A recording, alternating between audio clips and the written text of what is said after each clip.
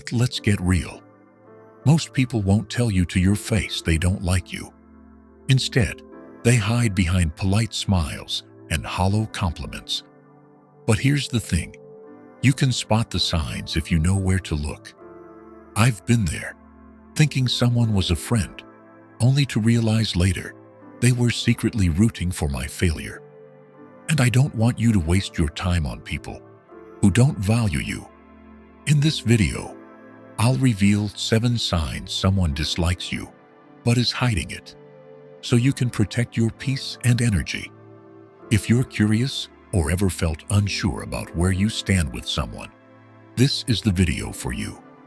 Stick around, and don't forget to hit subscribe so you never miss powerful life lessons like these.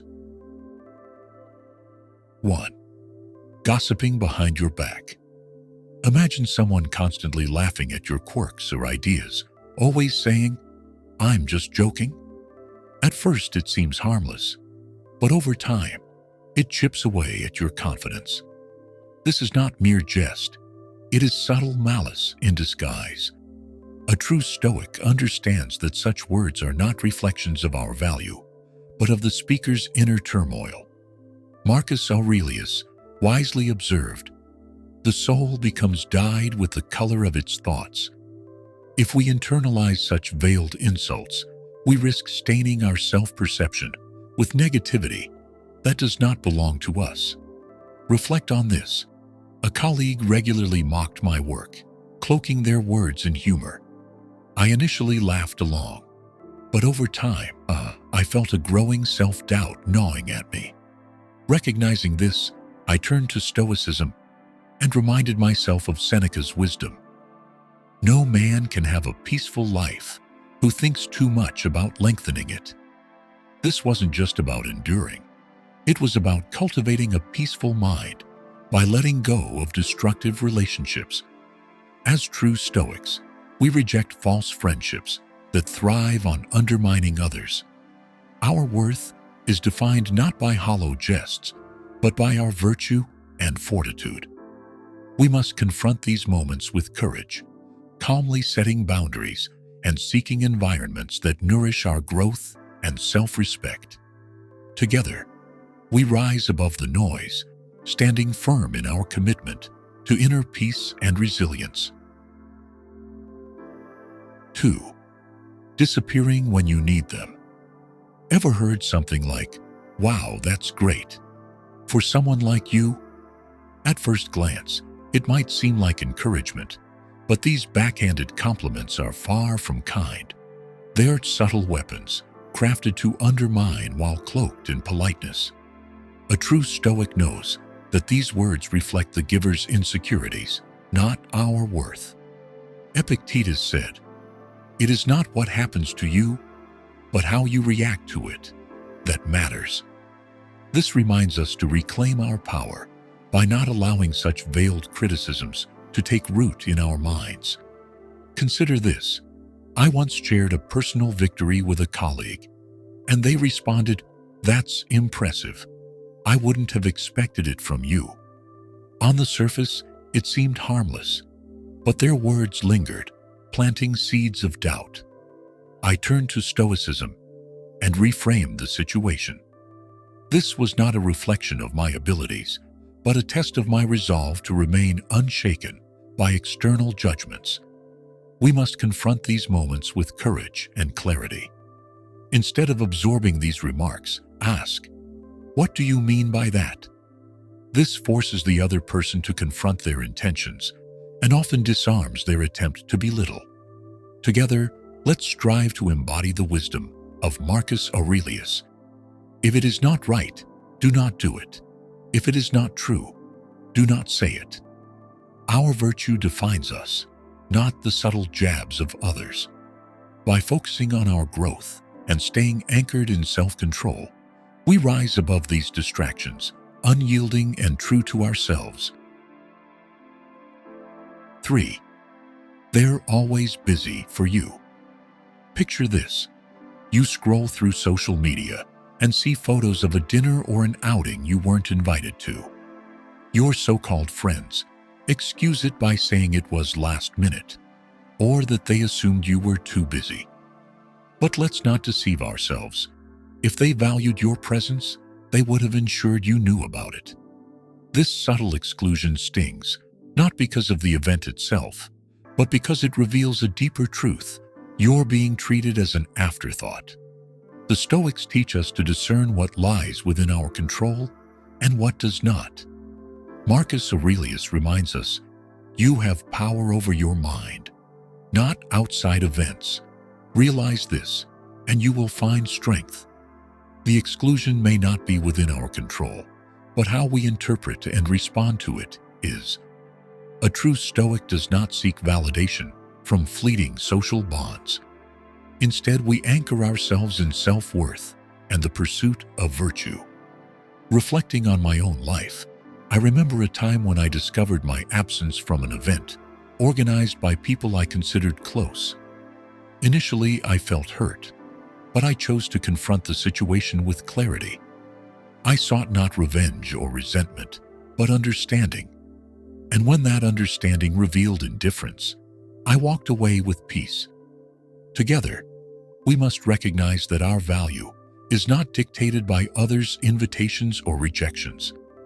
Epictetus once said, "He who is not satisfied with a little is satisfied with nothing." Let us be satisfied with relationships rooted in mutual respect and genuine connection. We deserve to be around those who embrace us for who we are, not those who make us feel like outsiders. Strength lies in letting go of what diminishes our spirit. 4. Subtly excluding you from plans. Have you ever heard the words, "I'm so swamped," but only when it's you reaching out? Yet, you see the same person posting photos of dinners, outings, or casual meetups with others. Actions, as the Stoics teach us, reveal the true nature of priorities. Seneca once wrote, "It is not that we have a short time to live, but that we waste a lot of it." A person who perpetually claims to be busy while excluding you is wasting not only their time, but yours as well.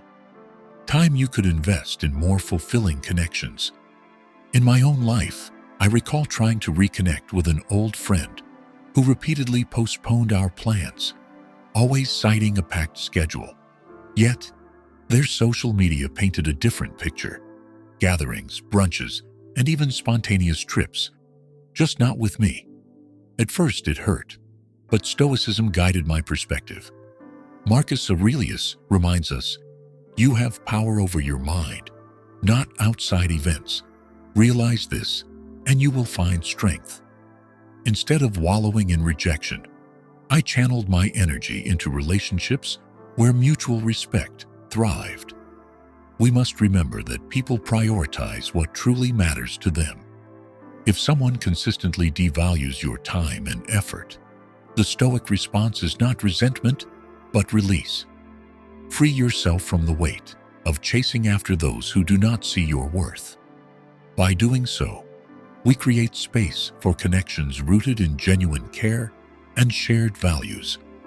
Together, let us strive for fortitude and clarity, shedding what no longer serves our inner peace. 5. Compliments that feel like insults. Imagine extending a hand for a handshake or leaning in for a friendly gesture, only to find the other person recoiling or stepping back. While this might seem minor, it often carries a deeper message. Avoiding physical contact can be a silent indicator of discomfort or lack of trust. If it's consistent and selective, we must pay attention. For trust and connection, as the Stoics teach us, are the bedrock of meaningful relationships. Reflect on a personal experience.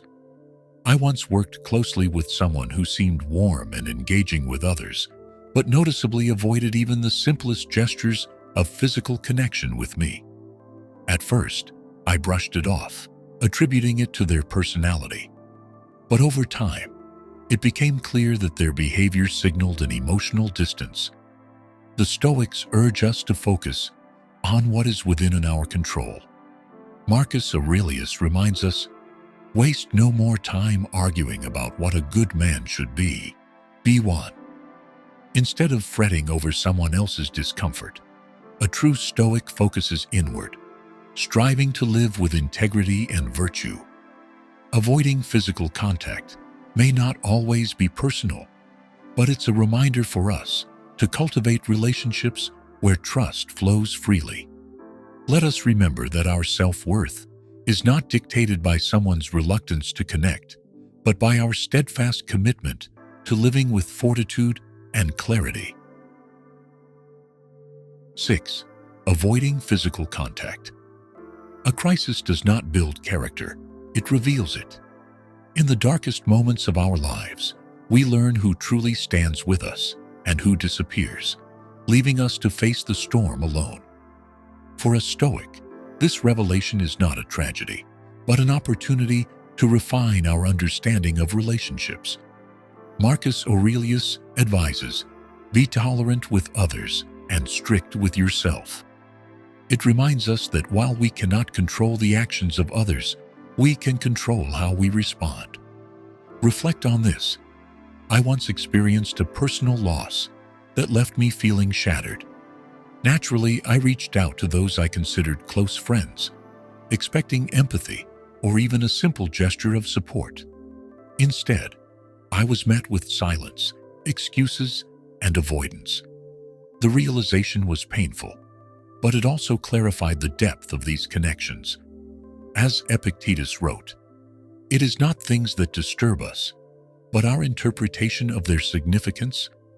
In these moments, we must channel our energy inward, embracing the fortitude to move forward without resentment. True friends will walk with us, even through discomfort, while fair weather companions fall away. Let us focus on building relationships rooted in mutual respect and integrity. Together, we rise above disappointment, stronger in our resolve to value those who prove their loyalty and worth. 7. They joke about your flaws. Picture this.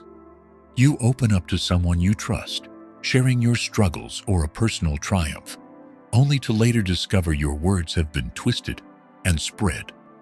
The sting of such betrayal cuts deep. Gossip isn't just idle chatter, it's an erosion of trust, the very foundation of any meaningful relationship. As Marcus Aurelius reflected, the best revenge is to be unlike him who performed the injury. This wisdom guides us not to retaliate with bitterness, but to rise above such pettiness, maintaining our virtue. I recall a time when I confided in someone I considered a close ally. I spoke candidly about a difficult decision I had to make, hoping for understanding. Days later, fragments of my story, distorted and exaggerated, found their way back to me through others. The pain was not just in the betrayal, but in the realization that this person sought to elevate themselves by tearing me down. As true Stoics, we guard our trust like a treasure. Epictetus teaches, "Whoever is free from mental perturbation, from whom desire and aversion are at peace, has risen to the height of human nature." Instead of stewing in resentment, we must let go of relationships that thrive on gossip and malice. Together, we cultivate a circle of integrity, where words are spoken with intention and loyalty is a shared value. Let us rise above the chaos of whispers and stand resolute in our commitment to self-control and fortitude. Which of these signs resonated with you the most? Have you experienced any of them before? Let me know in the comments below. I'd love to hear your story. And remember, protecting your peace isn't selfish, it's necessary. If you found this video helpful, give it a like, share it with someone who needs to hear this, and subscribe for more Stoic wisdom to navigate life's challenges. See you in the next video.